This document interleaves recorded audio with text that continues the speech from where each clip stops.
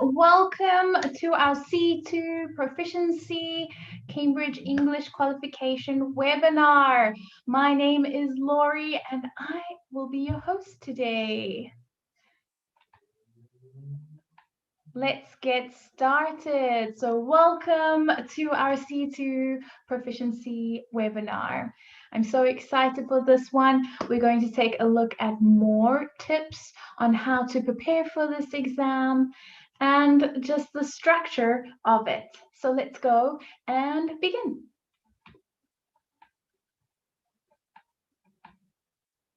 Okay, what do you know about the C2 Proficiency exam? In the chat, you can send me some things that you know about this exam. I'd love to hear your thoughts and ideas.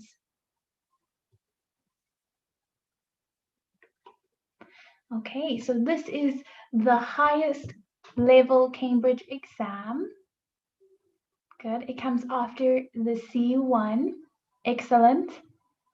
Okay, passing this exam means that you have the level of English needed to study or work in a very senior professional or academic environment.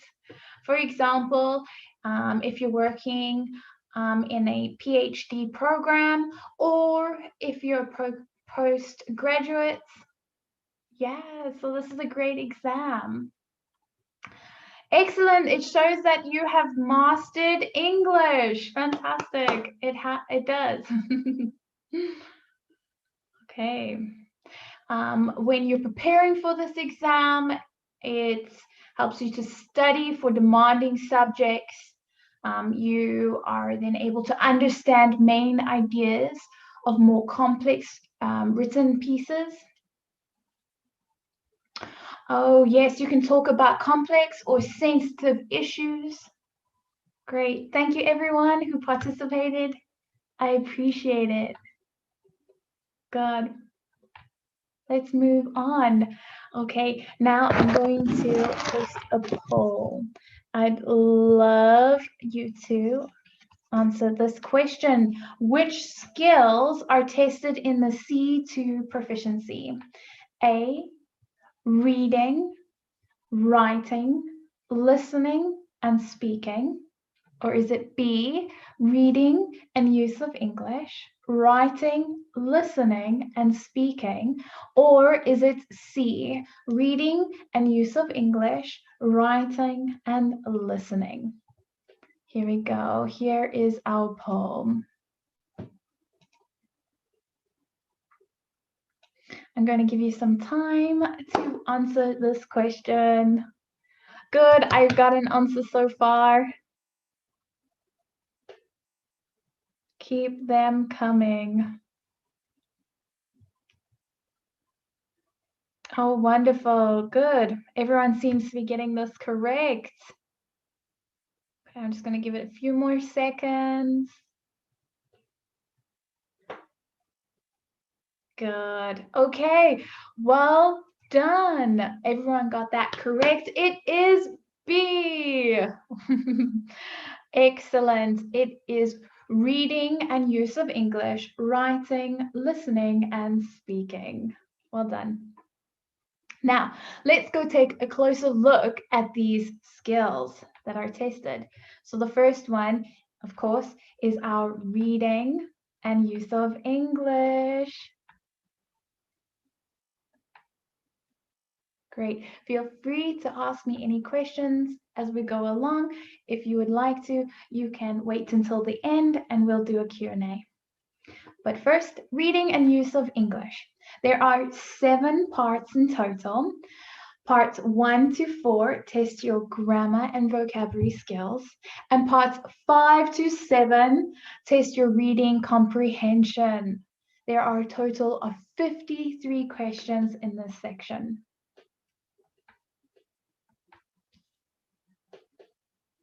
The next skill that we're going to take a closer look at is writing. Please remember that it is super important to know the different sections and what they consist of. So writing has 2 parts in total. Parts one, okay, is a compulsory question.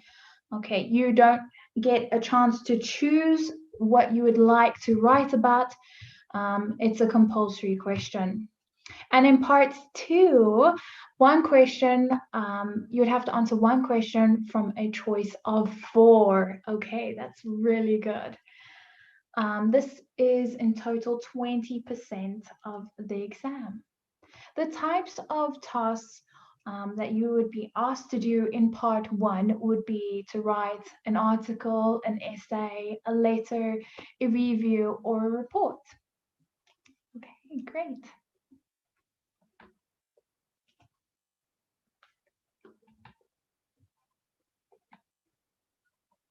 Listening is our next skill.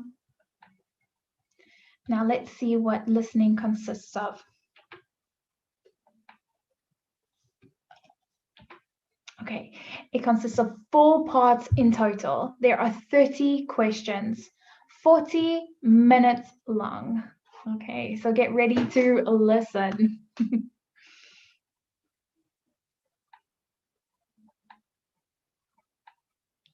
And our final skill would be speaking.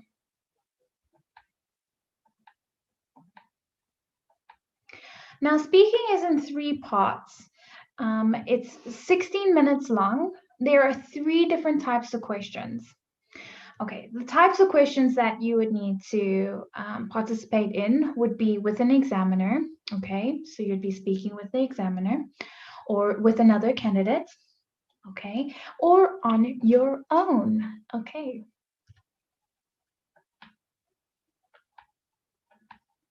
Now, it's question time.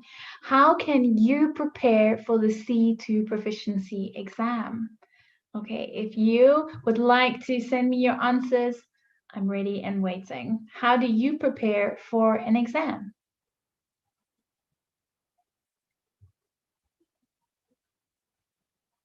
I like to read newspapers. Newspapers have a more complex vocabulary, and that allows me to absorb that information and use that in my everyday language. So I like to read newspapers, and that helps me prepare for my reading section of an exam. So yes, that's what I like to do. Oh, okay. Learn about the format of the exam. Know what is expected of you. Oh, that's a great answer.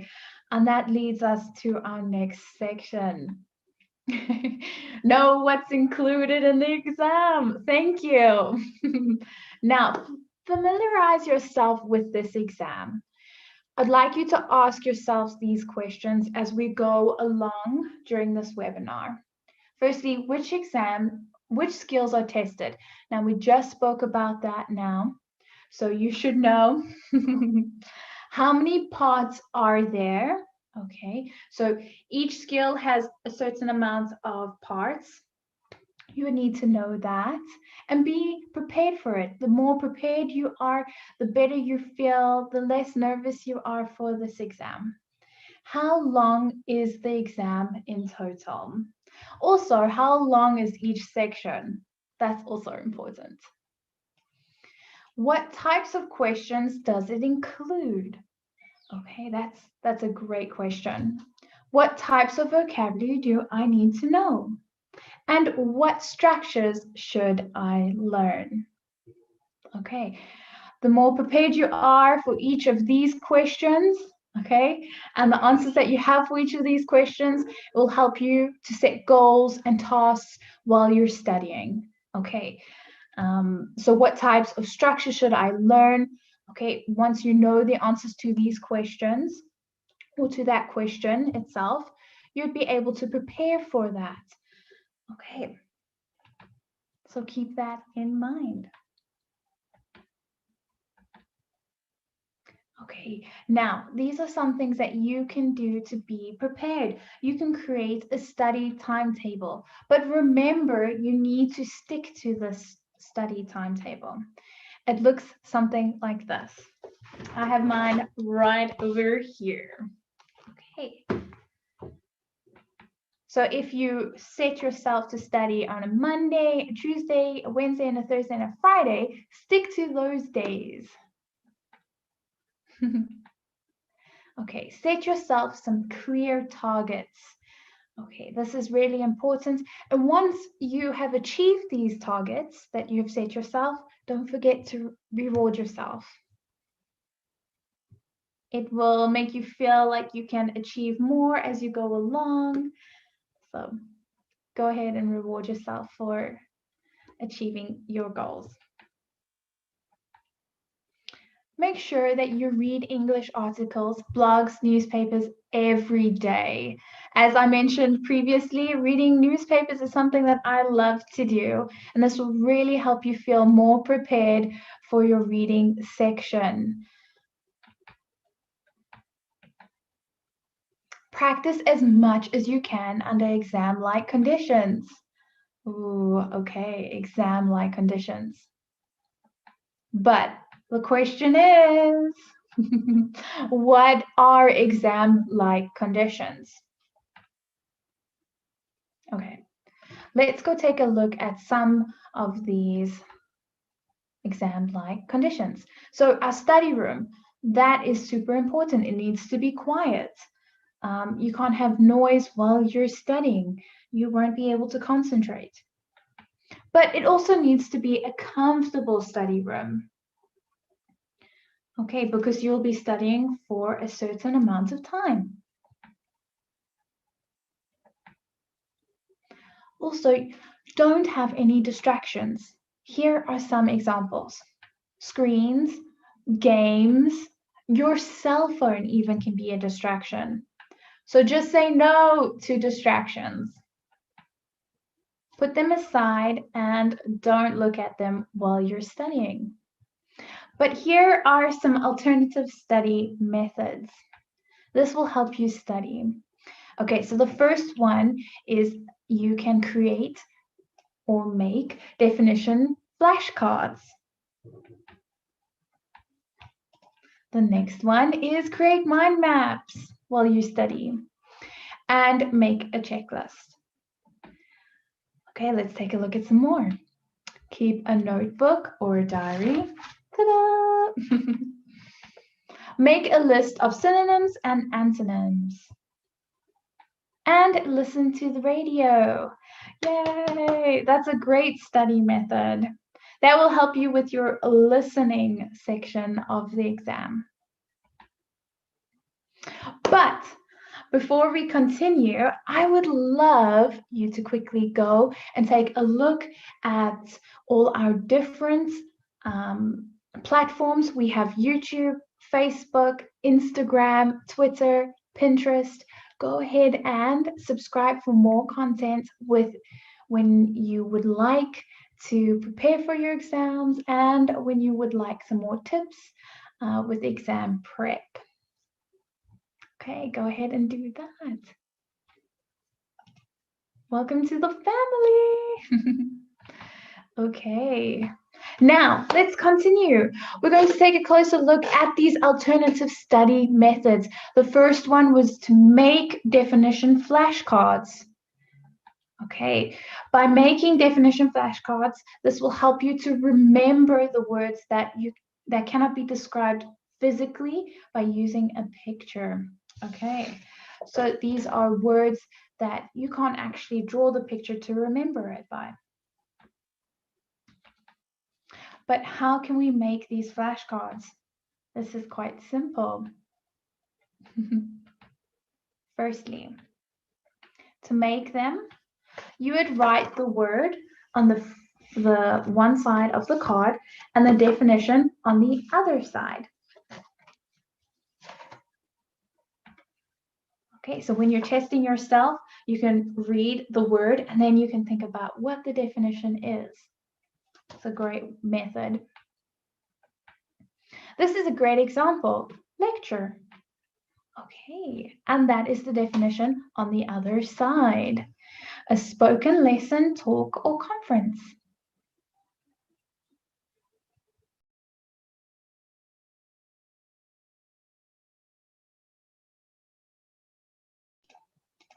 Okay, great.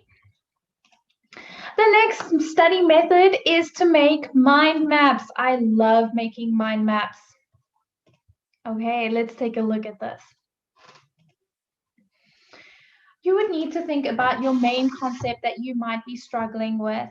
For example, idioms, phrasal verbs, collocations, and then you would then proceed to make your mind map around that concept. Okay, so let me show you mine. Here, idiom. That is my main concept that I would like to learn more about. You'd write it in the center of your card, and then you would start branching out with the different idioms or different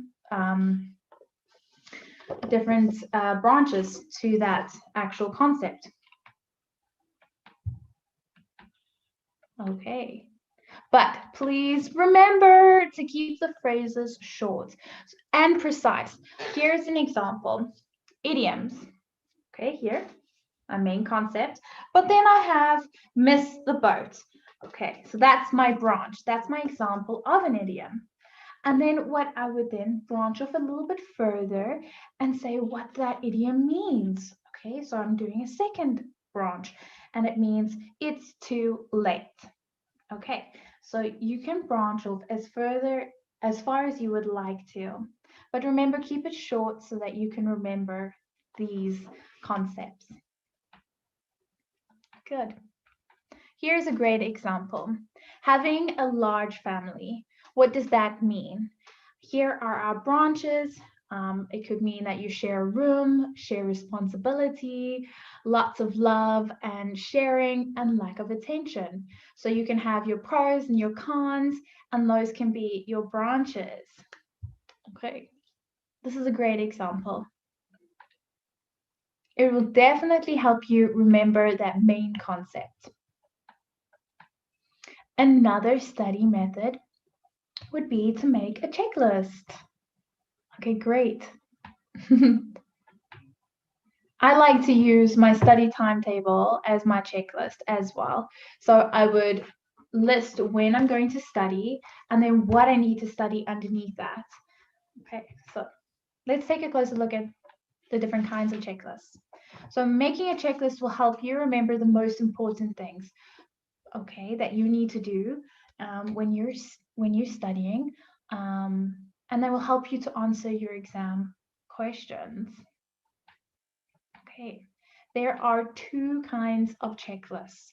You have your daily checklists. Okay, now these are things that you can check off of your list daily. Okay, and you would need to complete them in that day. Remember, set those targets and make sure that they are achievable. Okay, and then the next one is a situational checklist. Okay, these are checklists that can be used to remember the strategies and tips used when you answer exam type questions. Okay, so when you're in that situation. Okay, so that would help you to prepare for that exam when you were learning those strategies. Okay, another thing to remember. You must write them in the order of importance. Well, that's a great tip. You would write the most important task at the beginning and then the least towards the end. And then you'll tick off the most important thing first.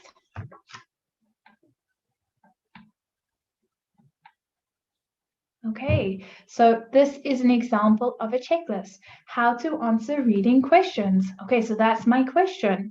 And this would be my checklist on how to answer this question. Read the questions first, underline the keywords, and look for the synonyms. And once you've achieved those, you will tick them off as you go along. Great. I love doing this. Keep a notebook or a diary. Okay. Now, let's take a closer look at this alternative study method. Okay, first I would like to ask, do you keep a diary? Send me those messages. I know that I keep a notebook and I have a diary as well. But notebooks can be used as dictionaries. Did you know that? Okay, so some of the words that you perhaps need to take a closer look at and need to remember those definitions, you can write them in your notebook. And these will help you to refer back to them when you may be unsure of these unknown words. Okay, so good. Use your notebook as a dictionary. Great, a few of you do have notebooks. Well done. That's excellent. Okay, notebooks can also be used as diaries. Okay, so you can write what you need to do in a day or what your day was like. You can write some of your ideas so that you don't forget them. This is my ideas notebook that I write all my ideas in every day. Or your opinions, okay, about something. This will help you when you're in a situation with other professionals and you might need to refresh your opinion on certain topics. So write your opinions down. This will help you to refer back to them and improve your vocabulary during that time. You can even write short stories or poems in your notebooks. So be creative. That is something for you. But how else can I benefit from a notebook? Okay, what are some of your thoughts? How do you benefit from your notebook? Mine helps me remember the tasks that I need to achieve. So it's very beneficial to me.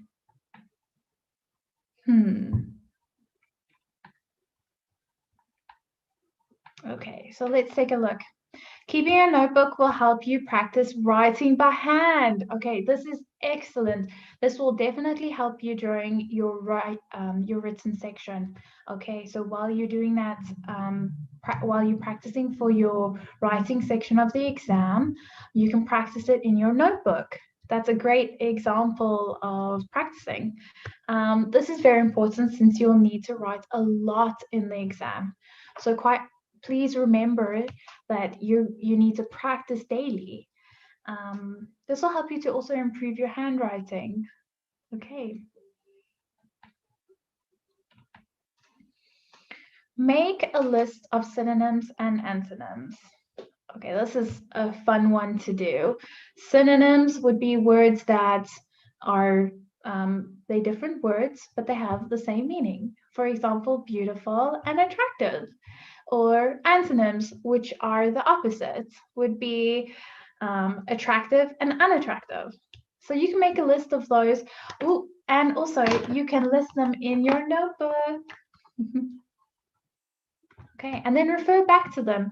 Don't just write in your notebook and then forget about it. Go back, read through it, and that will help you to be more prepared for your exam. My favorite, listen to the radio. Why should we listen to the radio? Okay, so listening to the news will help you with your listening and vocabulary skills because the concepts are more advanced and you would be able to improve and make your vocabulary more sophisticated as you speak. Okay, and as you listen, you can use those words and those structures in your daily use.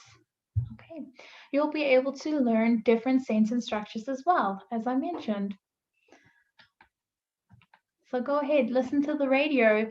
That will help you feel more prepared during your listening exam as well. But one last thing to remember. Take a break. You're going to need a break every 40 minutes. Okay, this is super important to help you with your concentration. Don't forget, take it easy. Okay, but don't lose focus. When you take a break, come back. Don't go and continue with your day. If you have a set goal to complete a certain amount of studying during that day, make sure that you achieve it. Stick to your study timetable. Don't lose focus right there when you take a break. Okay, it will help you to concentrate more. And remember, yes, you can. You can do it. Be positive and believe in yourself. You can definitely master this exam. And you can master English. Oh, thank you everyone for watching our proficiency webinar on how to prepare for this exam. I would like you to send your questions through now. If you have any questions for me.